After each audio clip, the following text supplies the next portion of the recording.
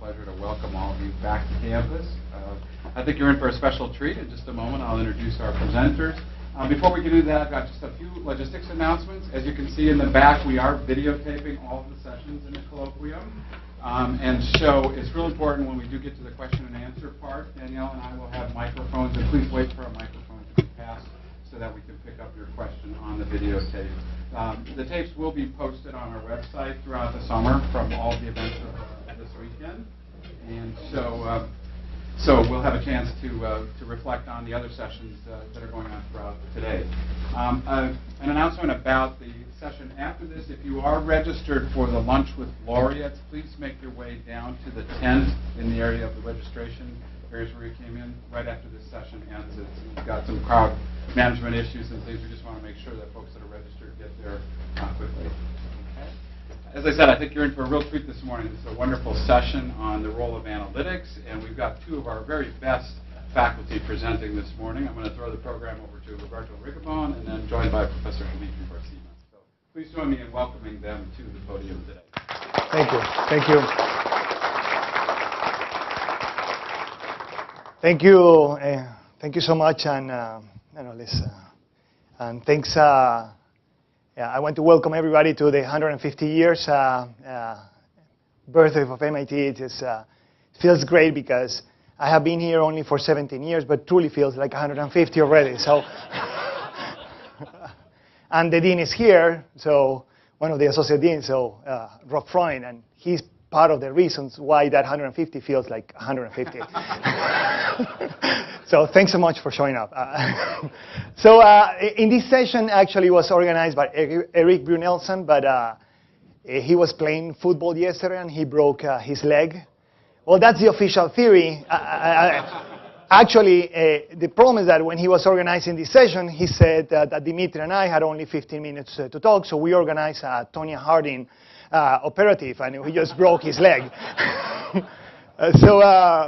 But this session is, but we actually coordinated so we kind of understand a little bit what he meant with this. And something that is truly happening is that with the advent of the internet and the use of the internet, we are changing tremendously the way we collect data, how fast we have the data, and actually how and our methods of analytics have to change in such a way that we can actually operate and use that data in a much better way with objectives to help humankind, so to help firms, to help individuals. And Dimitris and I come from different areas. He's in operational research, and I am in economics, and which are probably the two most boring groups in the business school. But what we want to do is to showcase. No, exactly. No. We believe our stuff is really cool.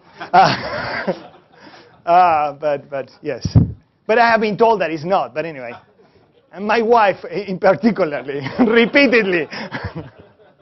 So, but what we want to do is to showcase a little bit of what we're doing, and it's and the reason is that the world has a lot of data now available. The world has very little information. To be honest, just collecting data is not enough. There has to be a purpose for that collection of data, and the analytics that is used in some sense has to reflect both the questions and the challenges that the data has. And Dimitris is going to talk about possibly the three most important topics in history of humankind. One is healthcare, of course, that's very important. The second one, if you are talking about healthcare, that has to be related to alcohol, so he's going to talk about wine.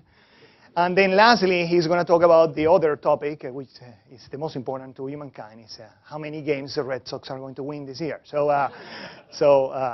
on the other hand, I will talk about, and what Dimitris is going to emphasize is the analytics part, is that we have very detailed questions on how we actually address relevant questions by looking at very detailed information about healthcare records or games and I mean very large data sets, how we analyze that in a way that we can answer questions. On my side, I will be talking about research that I'm doing with Alberto Cavallo. And what we have done is to change dramatically the way we collect macroeconomic data. So I will talk a little bit about how we are collecting billions of prices through the internet in a lot of countries, and how we are constructing new measures of inflation rate, or new measures of, for example, of social pressure, or new measures of, for example, how the Japanese earthquake has affected the livelihood of individuals in Japan. And that's, and not only I want to talk about the Billion Prizes project, which I will also have a session tomorrow, but I will also like to talk about how we are changing the way we collect information about unemployment, economic activity, etc. So between Dimitri and I, he's Dr. Evil and I am his mini-me. Our objective is truly to change the way data is collected and analyzed in the world, you know, a very humble objective. And what we want to do is first to go through, showcase what we have done, and then take all the questions. I think it's more relevant for us that we take your questions, what you think is interesting about this, and I hope that we can convince you that this is really cool. So, because Eric was not here, we decided the organization by who is the, by important aspects of life, who's the better looking of us, will start. So, Dimitri. Therefore, good morning. Very glad to be here. I see some old friends. So I obviously believe in analytics and data. So I have been involved in teaching a class at MIT that's called the Analytics Edge. It's an elective class, and on this on the teaching side, and then on the research side, I've been at MIT for 26 years, both a student and in the faculty. So I have put a lot of effort over this period in utilizing data for decisions, and this has, I have observed from my own activities how the amount of data that I use in my research, and this has very drastically increased exponentially in the last, I would say, 10, 15 years, particularly because of the internet. So what I have selected 3 areas. I mean, and the reason I have selected these 3 areas, not because necessarily all of them are critically important for humanity, but they combine, I would say, different aspects of the combination of the intersection of analytics and data. So the first one is something that you wouldn't expect, I don't think. Let's put it this way. I did not expect that an analytics view of the world would give information about it, particularly wine quality. I'm certain that many of you have, I know at least one actually, has a lot of interest in the audience, has a lot of interest in wine. And so I would like to ask you, first of all, how do you value the quality of wine? So you drink wine. I mean, some bottles are $1,000 some or more. Some bottles are $100. Some bottles are $15 or less. So how do you value that? How do you?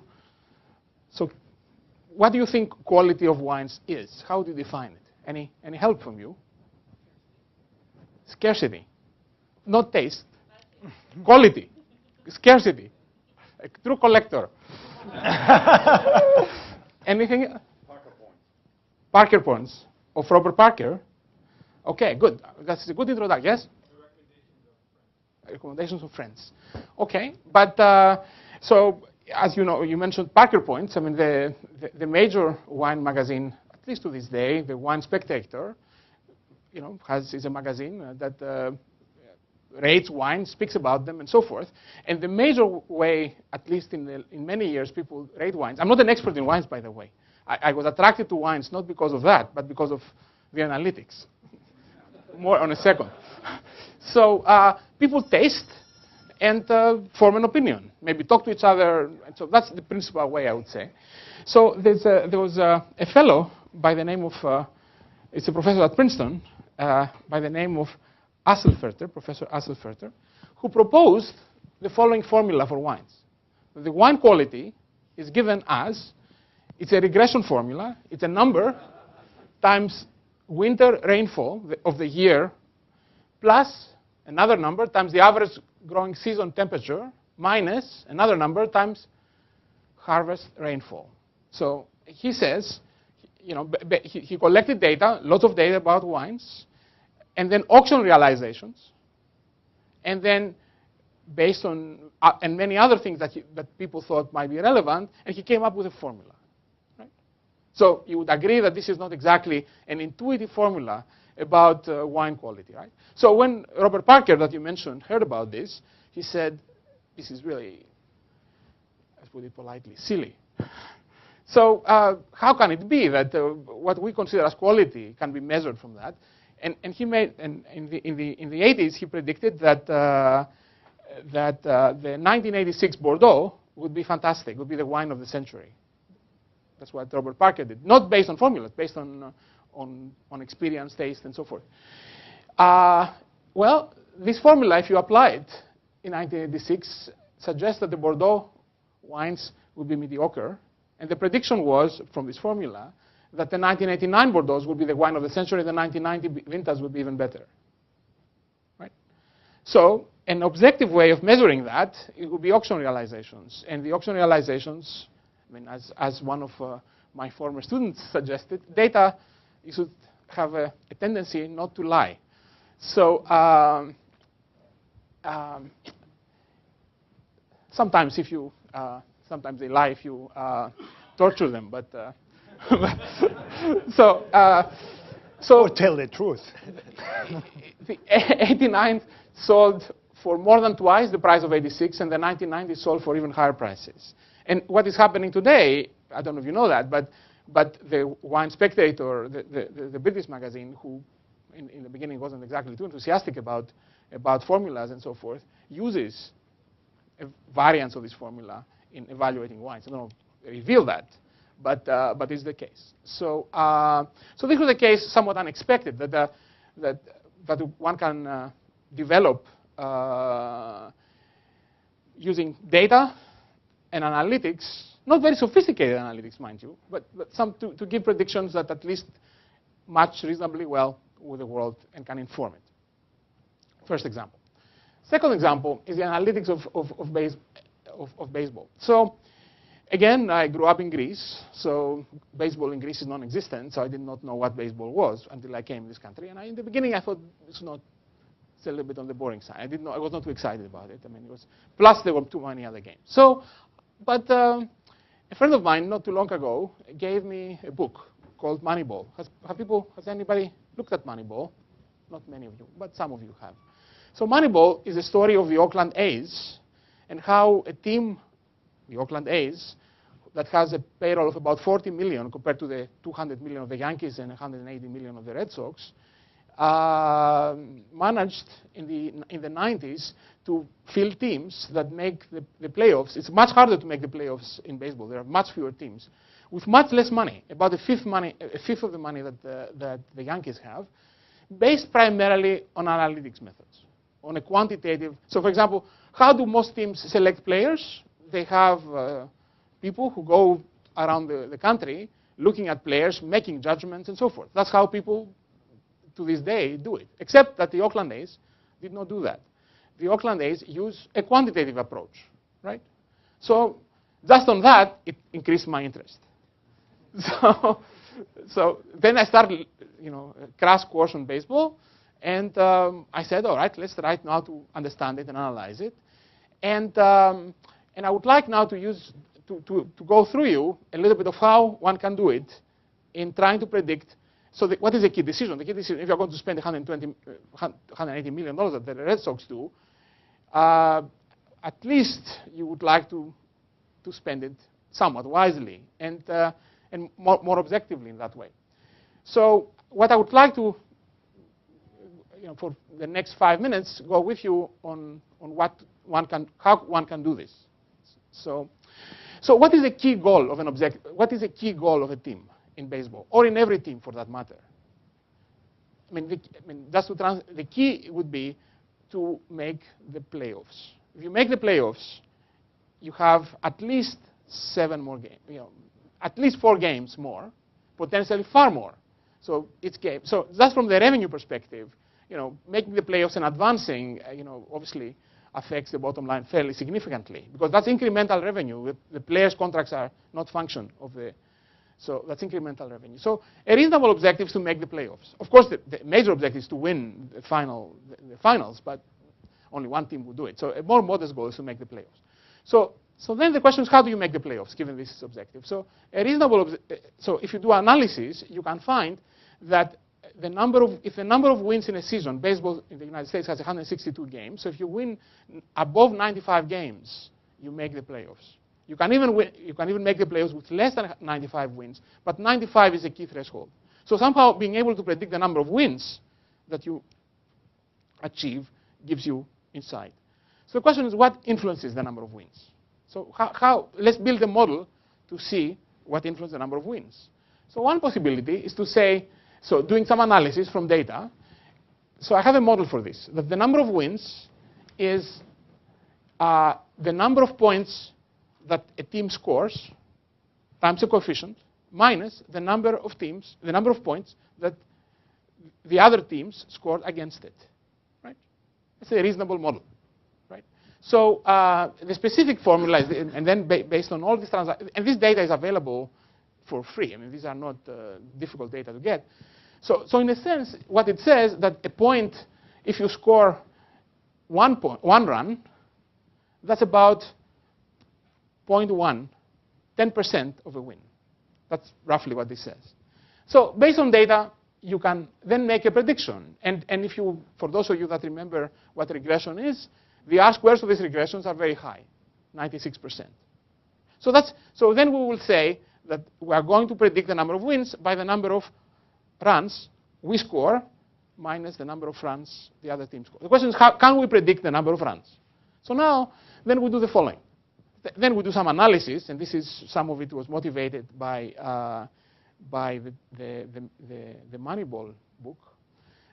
You do some analysis, and you observe that two very important statistics, but these are not the statistics that are being quoted so when you watch a baseball game, there are other things that you look at RBIs. For those of you that don't know it, but you look at, there are some statistics quoted, but so the key statistics is what's called on-base percentage, which in a sense measures how often, if you like, go to base. I apologize for the international, for those of you that do not know baseball, but hopefully you have a sense. So these are very easily quantifiable things. I mean, these are statistics that you know. And then what's called the slugging percentage is the total bases divided by how many opportunities you have. Right? The specific details are not very important, but key here is we go from the data angle. So now we have a model that we can calibrate and so forth, and the R-squared statistics, so the R-squared for that are also very high. Similarly, a similar model for number of runs you are scored against. So now, if I combine this, I have a formula. If I have a team of players, I can calculate the statistics, the on-base percentage of the team, and the slugging percentage of the team, and the pitchers and so forth. I take all this information, I plug it in these formulas. I find what we expect the runs will be, and then I plug it in the number of wins, and I make a prediction. It's a fairly mundane, once you've developed it, it's a fairly mundane technique. It takes about 2 seconds to run it for the entire,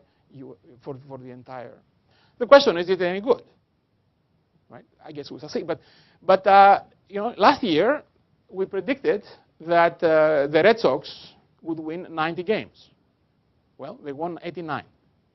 So this year the Red Sox have spent about roughly 300 million on 2 hitters, Crawford and Adrian Gonzalez. 300 million is a serious amount of money. I mean, for anybody's calculation. Maybe not for Henry,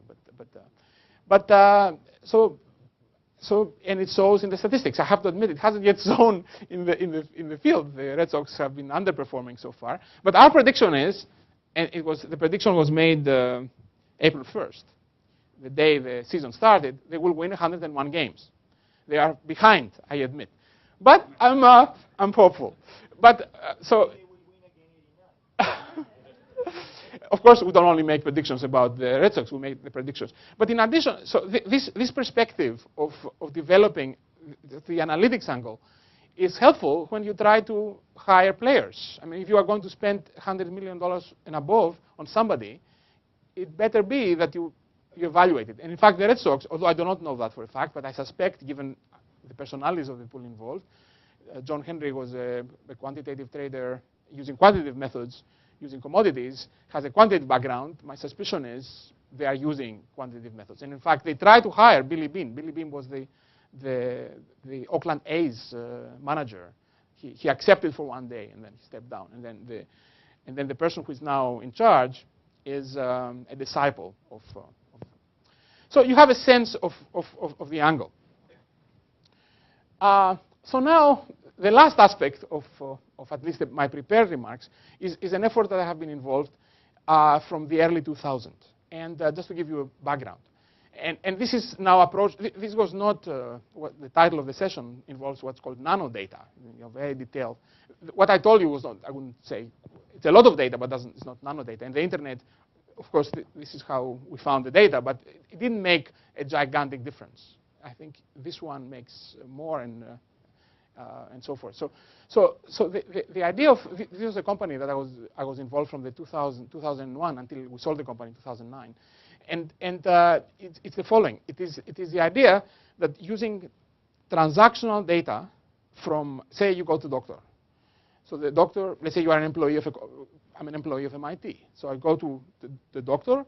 So the doctor needs to be paid. So he sends the diagnosis to a third-party administrator system. I get some drugs. So the pharmacy needs to be reimbursed. So the pharmacy sends the drugs that I have ordered. Let's say also I get some, I get an X-ray and so forth. The place that makes also needs to be paid. So all this information goes to typically a third-party administrator that the employer hires to process the claims. So all this claims data comes to a third-party administrator. There are about 300, of the order of maybe 250 to 300 significant third-party administrators in this country that their job it is to process claims for employers. So the company Hawkeye had, over a period of 9 years, had contracts for about 200 of these 300 employers, a fairly large collection of employers, of third-party administrators. So, and given this data, what are reasonable questions to ask? First question, how can you evaluate the risk of a patient? Right? Currently, the current situation is, I mean, I'm certain some of you are involved or own companies.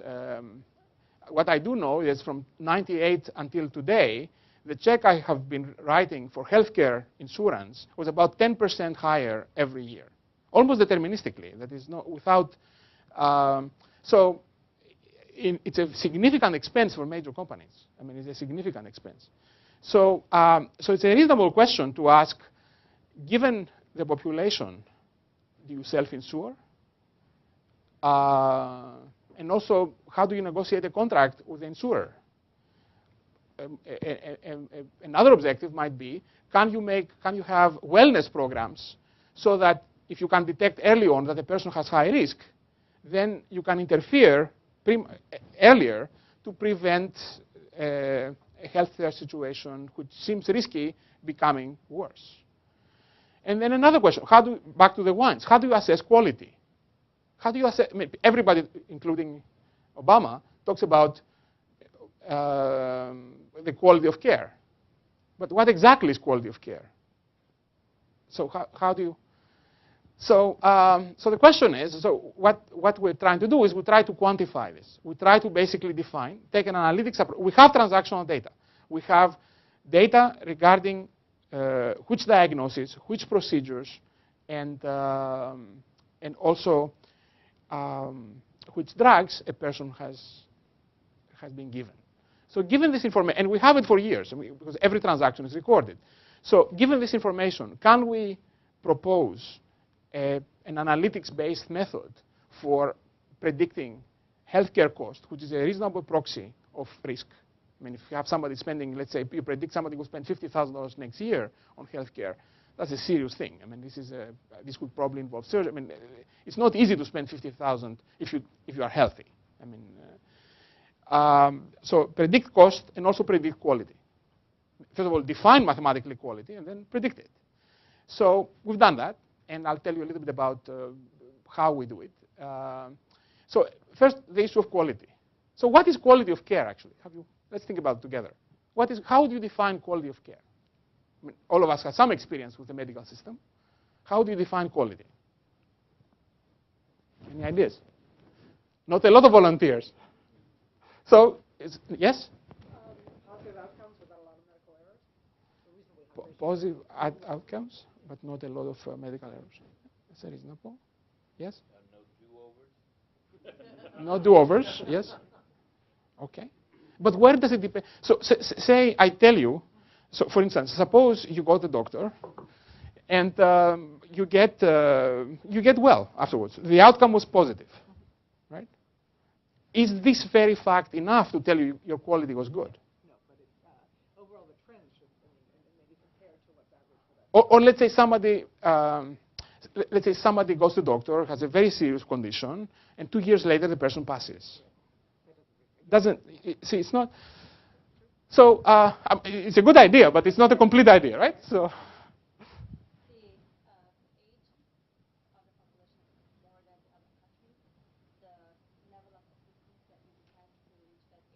Yeah. Okay.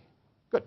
So you have some opinion. So let me tell you, time permitting, also a method that we used to identify quality quantitatively. So we work with a doctor here at MIT, who is also my personal physician and a good friend for many years, and we've done the following experiment. Based on this data, we presented this data to our doctor for 200 diabetic patients. Diabetic patients because the density of the data, a diabetic patient typically has some serious issues later in life, so it's a lot of density of data. There's a lot of data to say something interesting about. So we present this data, and then he created a 3-page, analytically, he sort of, as a very experienced doctor of 40 years, he created a 3-page description of his assessment of quality, the reasons for that quality, and his certainty of the prediction. Right? So each patient out of this 200 was 100 pages, 1 page per patient, 200 pages. And then on that, we did what is called text mining. So we basically, out of what he wrote, we created variables that are conjectures of what might be interesting aspects of quality. Right? For example, he said this person is taking too many drugs. The quality of this person, the quality of care is low. There are other reasons and so forth. So key here is based on so we use the experience of a medical doctor of 40 years to define an analytical mathematical model for predicting quality, right? And we found here some variables that were interesting. The number of drugs you take in combination. Negatively, if you take way too many drugs, that's an indication of quality that is too much. This is not my finding. This is my finding, but through what he said. Another one, if you visit a hospital and then you not visit, let's say, soon enough. Let's say you visit and then you don't visit. The time between successive visits is too long. That's typically an indication of on the negative side. And others. I mean, so we developed models. We tested the models, and then we did an out-of-sample experiment. Then we took another 100 patients, and then we asked this doctor to rate them, our algorithms to rate it, and then another doctor who hasn't seen any of these things. Right? That's a fair comparison, right? It's outside. So here are the results. Notice that it takes about an hour per patient. So to make a doctor to rank 100 patients, it takes about 100 hours, roughly. The model takes 1 second, right? So obviously there's some efficiency there. So in terms of predictability, so we found that we agreed with Dr. Kane about 92%. The model and Dr. Kane agreed 92% of the time. Pretty high, I would say. With the younger doctor, we agreed maybe 80% of the time. And the reason is, after we looked at is that the younger doctor is not as experienced. I mean, he has few years of experience. He was taking a much more sort of what the books say, in a way. So we have then we feel that this is a reasonable measure of. So we have a prediction, and we have something that has empirical correlation that is quite high, and then we use this model because now we can use it for, the Hawkeye at the time we sold it had about 20 million people whose lives were being examined. So we can now assess quality using this algorithm that doesn't involve, and more work is being done in improving the module. So that's on the quality side. And on the risk side, similarly, we built models and so forth. And just to make and this is micro data. This is every single transaction at the level of which particular drug, what's the dosage, and so forth. So fairly large exercise on large amounts of data. And then the ultimate, just to illustrate, is that we found that compared to a baseline, or what's sort of an industry standard, whenever we make a prediction of cost, the error that the method was doing was about, not our method, was about $3,000, 125. And the most sophisticated methods based on analytics methods were about, roughly speaking, 20% lower. So in other words, they are much more accurate than that. So, and currently, what we have been doing is trying to understand, to utilize this understanding for pricing contracts. So let's say IBM has, IBM would self-insure. Maybe a company has 5,000 employees that does not self-insure and would like to negotiate a contract with another company. Typically, 5,000 employees means about 20,000 dependents. So, currently, the current contracts on cost are really based on age, smoker, non-smoker, and gender. These are primarily, it's a very simple model, but this one is far more accurate. In other words, because it takes specific transactional data, I think our evidence suggests promise. So this is sort of the of some of the things that we have done, and we believe that there is this reasonable edge on the story, namely that an analytics approach to this problem definitely gives insights. Another thing we have found based on this is that we can discover unexpected consequences of drugs, right? Once a drug is introduced in the market, like Vioxx, for example, was introduced, but FDA approved it, but then how well it worked and there were unexpected consequences, there's no systematic way of actually examining that. Because the methods have transactional information, the methods were able to identify, specifically Vioxx, I use it, that Vioxx was actually creating pretty bad outcomes, roughly speaking about 8 months after its introduction, with high degree of confidence. So I do feel that this perspective of using data, at least in healthcare, is of interest. So let me take over. Thanks, Dimitri. Let me explain a little bit about the Billion Prizes project and how we started. As almost every project, you have a story behind it. And in 2006, the Argentinian government intervened the statistical office in Argentina to start lying about the inflation rate. And the reason why they did that is that the Argentinian government has to pay an interest rate that is the inflation rate plus 2%. So the government realized that they were having 12% inflation rate plus 2, that's usually 14. So they said, well, if I go to the statistical office and I force the analyst to tell me that the inflation rate is 6, I kind of save a lot of money. So, then they intervene. Some people said this is immoral, but said, well, we are Latino, so I mean that's not a big deal, no? So my co-author, Alberto Cavallo, he actually found a way to collect the data from the stores through the internet, okay? And he started constructing a new inflation rate, for Argentina. That's how kind of the project started. Alberto Cavallo is the son of Domingo Cavallo, who was the Minister of Finance that is totally hated in Argentina by the government that actually intervened the statistical office. And in fact, that government that had intervened the statistical office was, making the life of his dad miserable by not allowing him to leave the country. I mean, millions of things. So you see, rage is a great motivator, okay? And so he developed this extremely unique and incredibly scalable technology, but he started mostly with Argentina. Then he came to my office and he said, Roberto, how we should call this web page? And I said, well, let's not be too confrontational. Let's call it the truthful inflation, you miserable jerks. And for some reason, they thought that was inappropriate, so we just call it truthful inflation, okay? It's called in Spanish inflación verdadera, and it's public data. We compute the inflation rate every single day, and it's in fact, the statistical the government of Argentina is so upset about this because people then started collecting data by themselves that 2 months ago, they actually fined every company that was collecting information as an alternative measure of the official data, okay?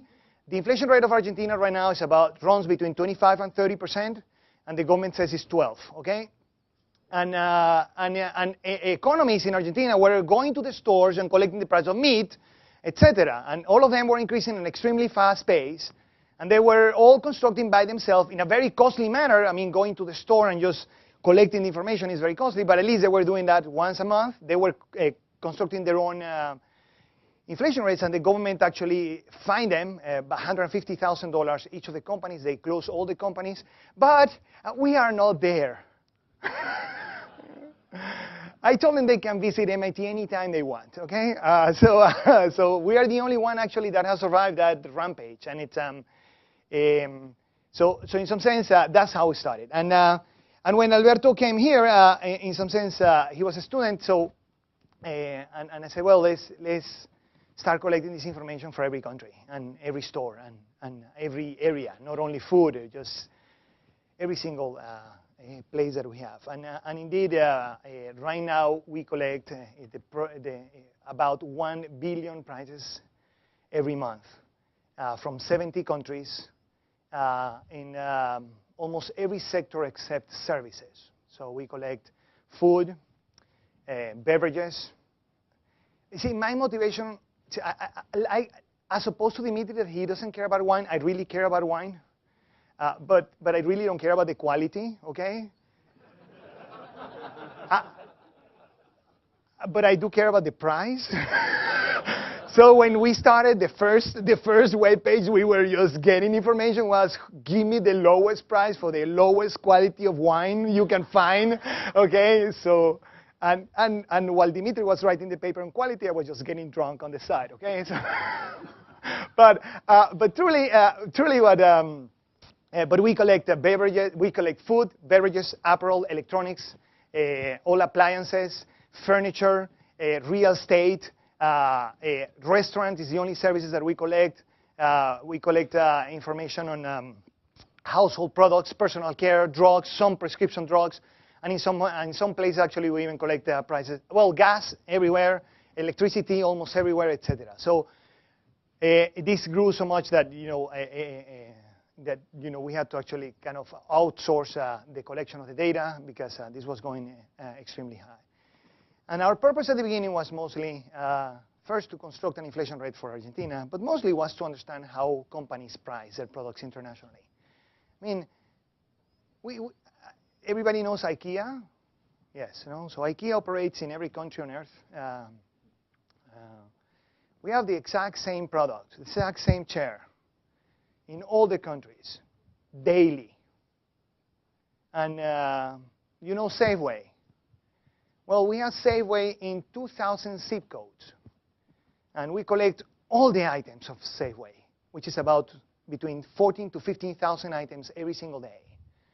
And we collect in every zip code. And we would like to understand, how prices of tomatoes are affected when the international price of tomato changes. What happens to the price of sugar when the price of sugar changes internationally, etc. We would like to understand how pricing decisions are made. So the research questions are about how this constructed is more than inflation, but it has received a lot of attention because we are constructing inflation rates. So we made those inflation rates public, and it just happens to be that online prices were moving faster than mom-and-pop store prices. So in England, in October last year, by the way, as you probably have realized, the ones that don't know me, I am kind of very good for reporters because I make these outrageous predictions with very insulting language, okay? So in England I said that the president of the central bank was going to be fired very soon because the inflation rate was going to reach 4%. So they said, this is so irresponsible. I said, well, I am from Venezuela. What do you expect from me? And yeah. They says, no, but this is too irresponsible for a Venezuelan. He said, yeah, my dad is Argentinian, Venezuela. Like, what can you expect? And they were insulting me even more. And I said, well, yeah, my dad is Argentinian, I am from Venezuela, and my mother is from Spain. And then they said, oh, now I understand it.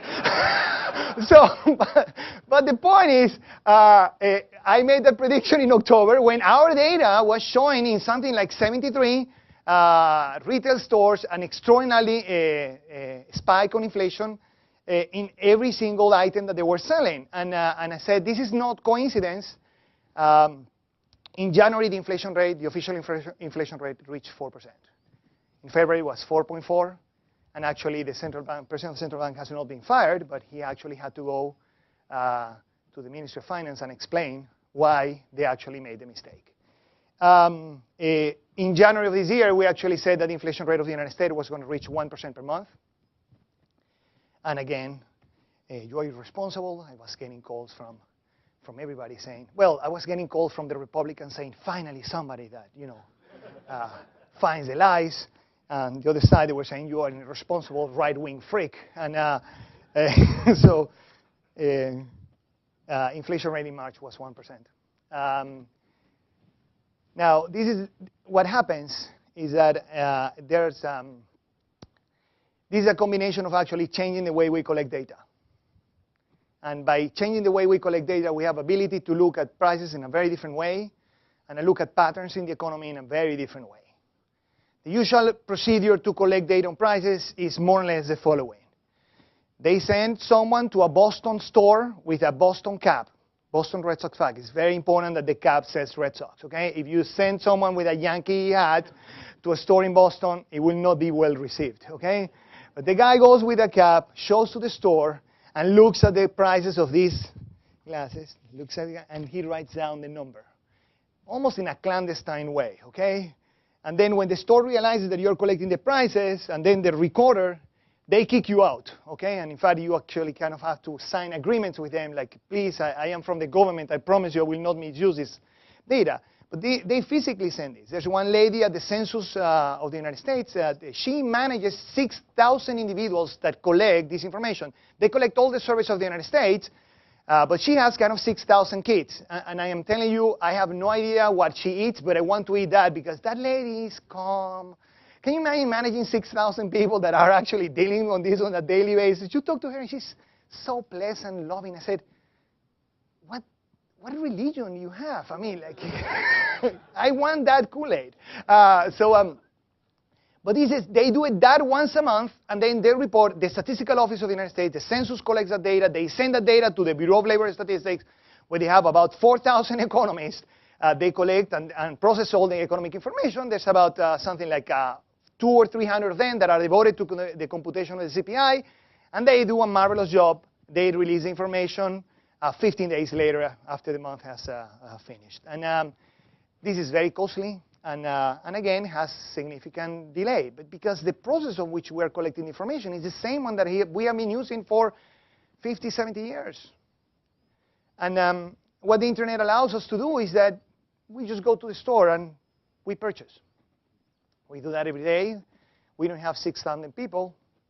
We have 6,000 computers, okay? And we have to understand what type of data you want to collect. You don't want to collect all the prices of DVDs in Amazon.com, okay? Just to give you an idea, Amazon.com sells 23 million books in 14 different sites. Truly, I don't know if you need that much information to collect the inflation rate of books. Is that okay? That maybe it's a little bit too much. So when you go to the data, and this is what I said a little bit, when you're looking at the internet, what is very important to understand is what is the motive? What are you trying to answer? What will be the analytic method? And understand that there has to be a marriage between the data you are collecting and the questions you want to answer. And so we don't collect 23 million prices of books or something like it. There's 33 million electronics when you count all the electronics that are sold in Amazon.com. This is just examples. And you have Best Buy, Newegg, etc., Tiger, etc. So there's hundreds and hundreds of these places around the world.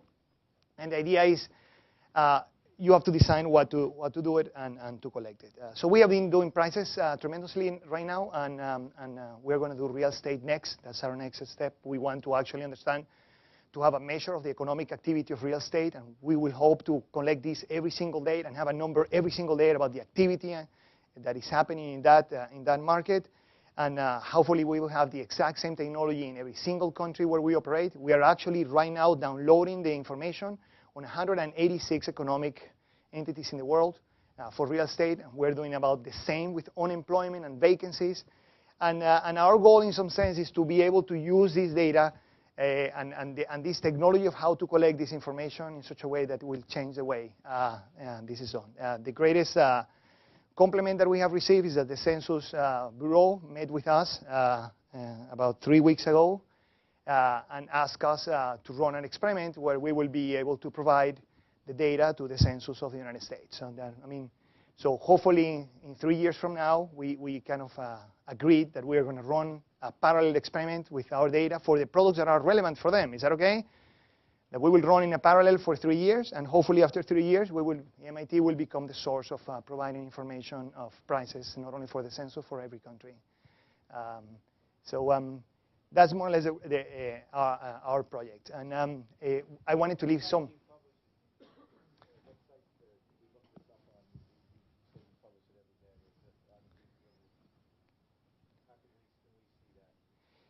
So, well, you can pay me $100. No, I'm joking. So that was not a good selling point. So there's one which is the Argentina. It's called inflación verdadera. I mean, it's in Spanish. So I was trying to find a chalk to write it down.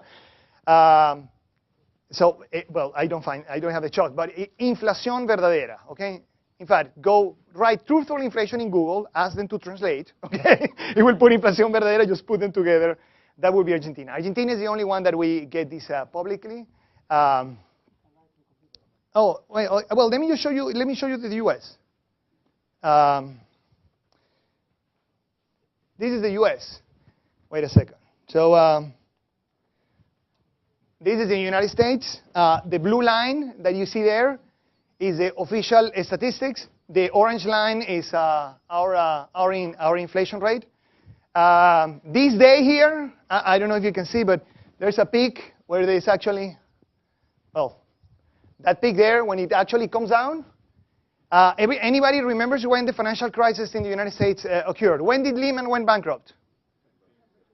September 15, 2008. That day, my brothers and sisters, September 17th, 2008, we had more than 73 retailers that in a span of a week dropped their prices by 1.5%. And by the way, they continue. So actually, by the way, we didn't know this. Otherwise, if I would have known this, I can assure you I will not be giving you a talk today. I would have been already trillionaire, and I will be playing golf with Phil Mickelson and somebody else. Is that clear? Okay? So I didn't know that, and the fact that I'm dressed like a hobo, that also reflects that I made no money out of this information. So this is the problem of research, that it comes a little bit too late. But there was a tremendous decline. But amazingly, this is our time of when our stores detected that their demand has stopped dropping, and they started increasing. You can see this is way ahead of the official statistics. By the way, these statistics are released with a 1.5-month delay. Is that okay? So this is when they actually correspond to the day. This is 1st of March, for example. Well, but that was not released on the 1st of March. It was on the 15th of April. Is that okay? So actually, these numbers released way later. That day of the recovery was the end of 2008. And in fact, I remember my best friend works at the Federal Reserve in Washington. He's in charge of the guy that prints the currency and the guys that collects the currency. That's him, okay? I mean, he manages right now something like $2.2 trillion. He's my best friend. I mean, he's just such a jerk. I mean, with $2.2 trillion, he could have given me some small consulting job. I mean, think about it. 0.1% would have been enough for our friendship. How much do you value our friendship? I mean, so give me just something. Nothing. And I said, you have learned so little from us, the Latinos. I mean, nothing. So, very interestingly, actually, the Fed knew the recovery was underway because this happened in our data very late of December. I don't remember exactly the day, but it's about 27th or 28th of December. And he calls me on December the 5th of 2008. So that's 2 weeks before. And he says, Roberto, we would like you to come. We have to have a brainstorming session because we would like to know how will you collect the money we have just printed. And they have just printed $1 trillion in a span of 3 months.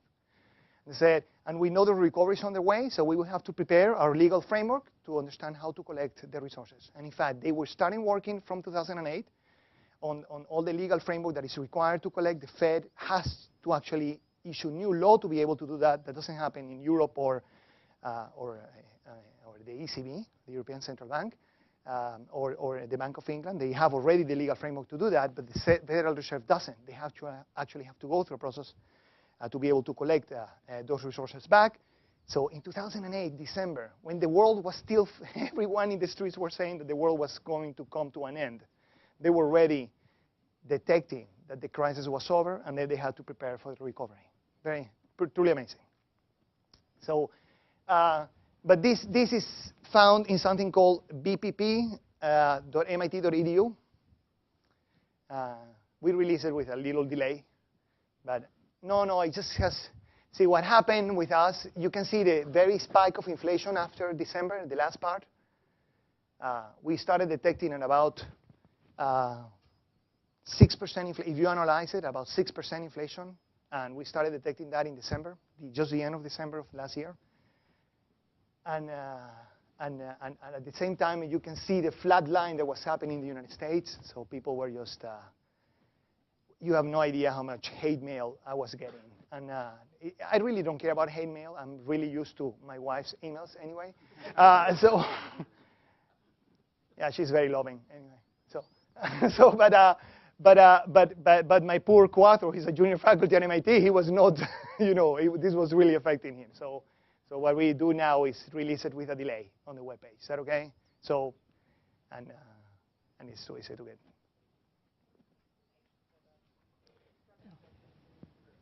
So actually, what a great question. That discrepancy is a matter of a scale. So let me just show you. That's the discrepancy from January the 1st of 2011. This is our data, the orange one. The gray one is the official data. So truly, after 3 months, there's no discrepancy whatsoever. The discrepancy is that because we move earlier than the official data for about 3 months, it takes them 3 months to catch up. Yeah. So, I mean, yes. So, the discrepancy is that the clients that are buying online are different from the clients that are on the street. The clients online are individuals that are less price sensitive. There's less adjustment costs. I mean, changing the price on a web page is much easier than changing all the repricing at the store.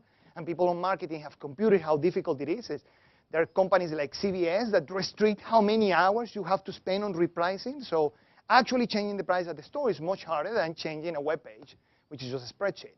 So there are very good reasons why online prices, if you have an inflationary process, why online prices should move earlier. And people, I mean, we are starting to work with Duncan in marketing, in the marketing department, because this is very related to, practices at the store level. We are aggregating the stores, but to construct this, but there's no reason why to aggregate. You can actually look at the granularity.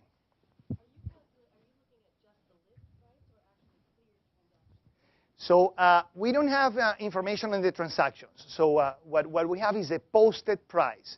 Now, from the inflation point of view, the posted price is very meaningful. When you look at the practices of promotions, and again, this is where the fact that we are in the same. One of the beauties of this building is that now we are able. First, I want to say that Bill Pounds, when he was dean here in 1960s, he said that we needed a new building. I'm glad to tell Bill that his proposal just took a little bit of time. But we finally gave you your building. Are you happy? So, but one of the great things is that we that do research with prices, it makes a lot of sense that we are near the people that actually set prices, which are the people from marketing. And it has been absolutely wonderful for us that we are in the same floor. Now, because I make too much noise in the corridors, they don't want me near their offices, which is kind of understandable. But sometimes when I pass by, if they don't see me, I sneak in one of their offices and I ask them relevant questions. So what happens when you see promotion practices, they are scheduled way in advance. So the actual inflation affects both the price of your sales and promotions, but not necessarily your frequency, not necessarily the quantities. So it's very interesting because it's very interesting that they are not that related. You would have expected they are more related.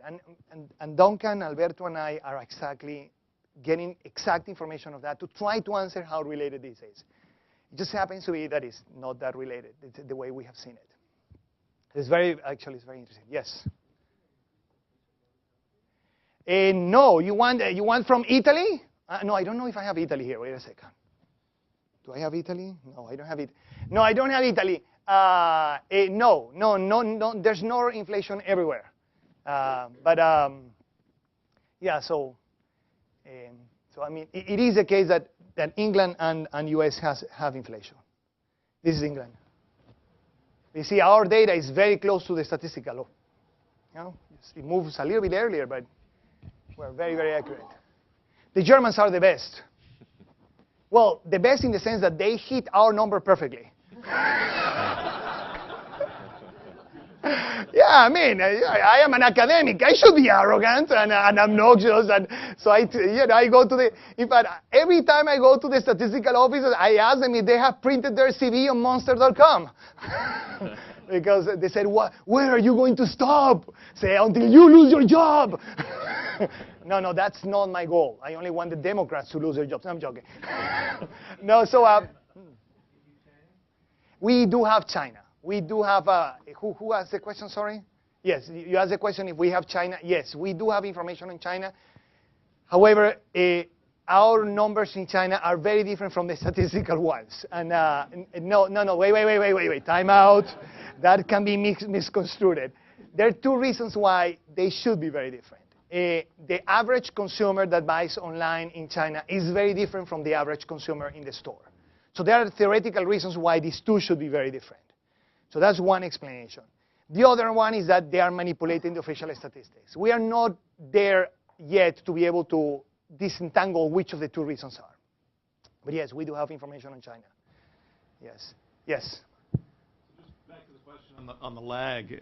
You said some of it is, or maybe all of it is the pricing process at the retail level. Wouldn't some of it also be just the process of the data collection by the? Okay. Yes. So, but that will not explain because here the data has the data collection being resolved. You see, this number here that should have been released here in the middle of the next month, we just put it to the respective month. So when you look at this graph, the data collection of the BLS has been already collected. By the way, I don't think this statistical office will ever disappear. Is that okay? And the reason is that we cannot collect every price on Earth on the web. Alberto just solved one additional problem, which is when companies are not selling but advertising, only advertisement. And he has been just able to resolve that problem, so we will collect even those prices. But not everything is posted on the web yet. So basically, you're saying you're shifting so that you're comparing apples to apples based on when the data was collected, but it's actually published by the public sources. These are different items. Truly, these are different items. And yes, there was a question. Yes. Oh man, I remember you. I remember you too. I mean, I used to have hair before this guy was my student. And his contributions to the class were so dramatically horrible, okay, that I lost all the hair. I'm security. I mean, the security of this building clearly doesn't work. They allow this guy back in. Being a fellow Spaniard, being a fellow Spaniard, also liking the outrageous claims. But so what you said about not all the prices being on the web, does that mean that you can compare also apples to apples what they track and what you track, or there's a discrepancy in terms of Great question. Oh man, wow, you have learned so much after you left MIT.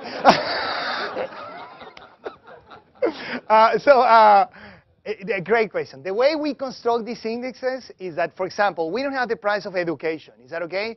But then we look at all our data and try to see which items that we have in our data are very related historically to the inflation rate of education. For example, books.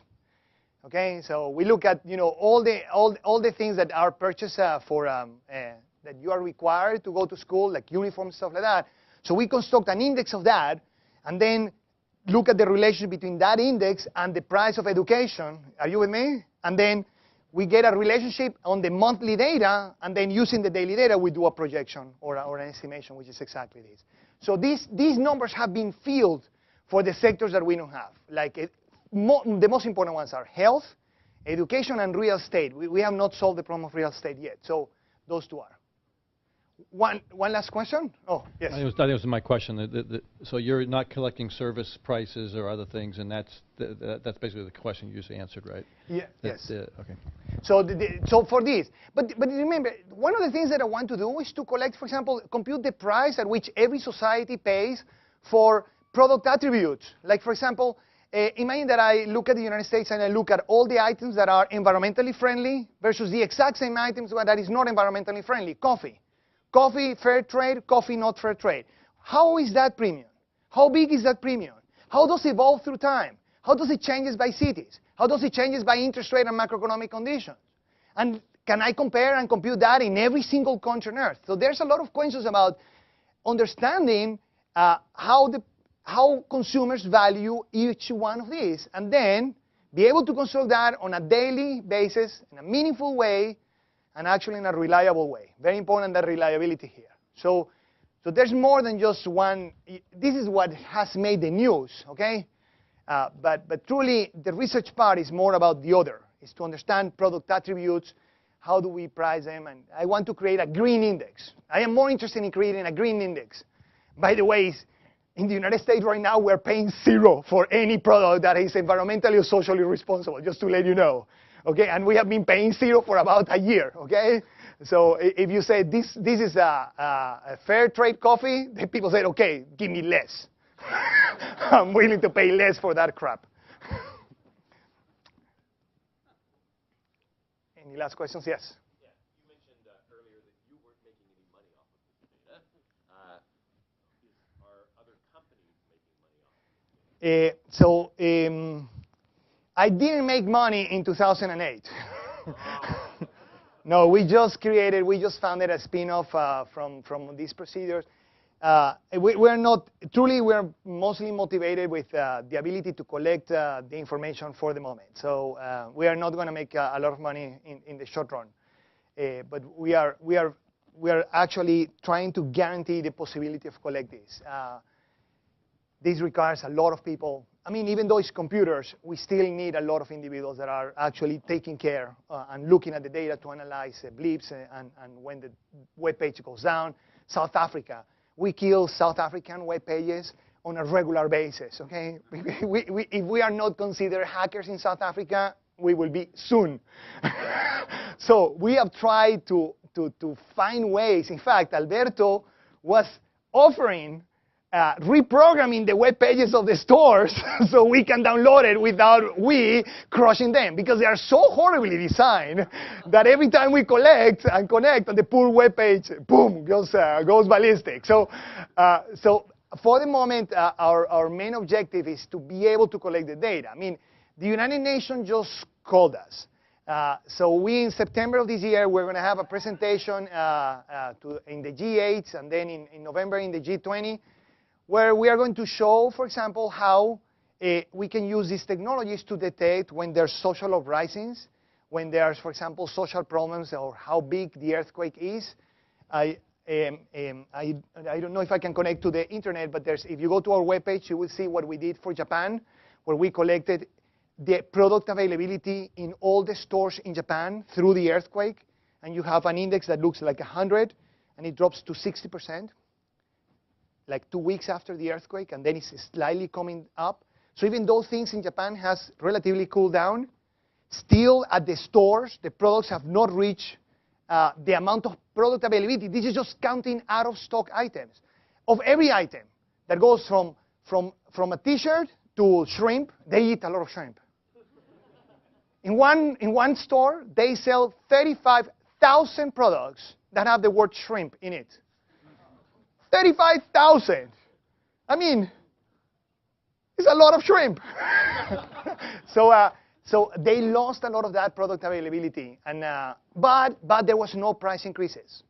And this is very interesting because this just reflects the extraordinary solidarity that exists in that country. That at a time when product availability has disappeared, the stores could have charged you twice the price of water, and the average inflation rate of the country just moved by 0.5%. It moved up. It has to move up. But they did not increase the prices. The same happened in Chile. When Chile was having the earthquake last year, or 2 years ago, last year, it just feels like 150. I apologize. So the president of the central bank, who was a classmate of mine, he calls me and said, Roberto, can you tell me what my inflation rate is? And we just computed their inflation rate. And in Chile, again, it's a society that is very solidary. The solidarity is tremendous. So the prices were, they fluctuate, but there was kind of a flat line. Inflation rate did not happen. It was mostly product availability, which is very interesting. We wanted to see Egypt. We were collecting information on Egypt, but our webpage, our store disappeared. So yeah, so we have the prices before, and then we have not been able to recover it yet. And I know the store exists. The supermarket is still. This was one supermarket, was a very important source of. We only had one supermarket in Egypt, so that's what we have. Yes. Yeah, we run a forecast. Yes, and it's. Is it good, the forecast? Of course, it's brilliant. I'm young. No, it's with a lag. Yes. So we are we are anticipating that the inflation rate in 2 or 3 months will reach 0.6% per month. Let me put it that way. Yes. Yes. Can you comment on the evolution of the analytic capability as it relates to the changes in virtual computation, high-performance computation, and cloud computing as an enabler? You have no idea how much I love cloud computing. Do you work in cloud computing? I want to hug you right now, if you do. You do? Well, no, you have to have the capacity to... Oh, you have no... I love cloud computing. I don't know, yes. I don't know what type of drug the cloud is made, but I really like the smoke. The cloud computing has been the way that has allowed us to solve this. Because when we collect to the newspaper in Spain is a nightmare. You have no idea. Spaniards, these guys are difficult. Spaniards, for some particular reason, they don't want us to download their data, okay? So when they were detecting that the IP address was from the United States, they were just blocking us, no? And so I got really upset. So first, we bought computers in Spain. So we connected from Spain. That was very expensive, okay? It was very expensive to maintain. And now we have a cloud. So we connect in every country with an IP address from the country. You're outsourcing that? And we are outsourcing that, yes, absolutely. Yes. The firm's name is Price Stats. Yes.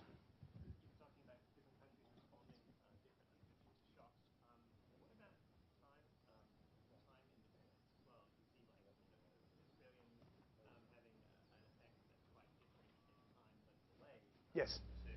Yes, the ripple effects. Yeah, it is. Yeah, oh, you can see that. It is truly amazing. It's just, well, by the way, this is only amazing for someone that is as nerdy as I am. Is that okay?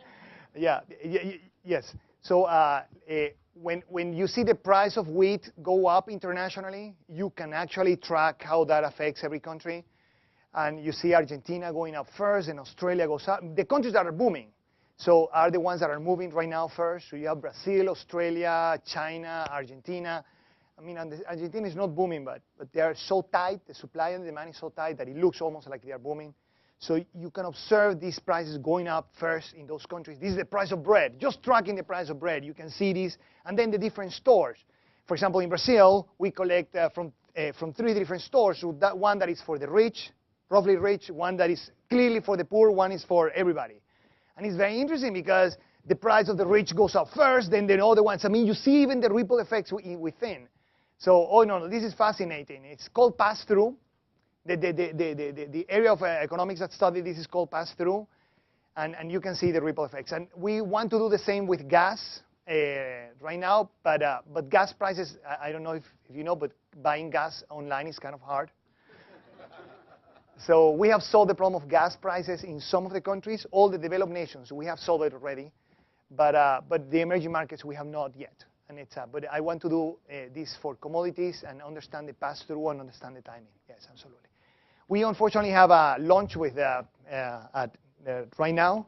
So in name of Dimitris and myself, I just want to thank you so much for coming and supporting MIT for all these years. And I hope you have a very productive 2 days.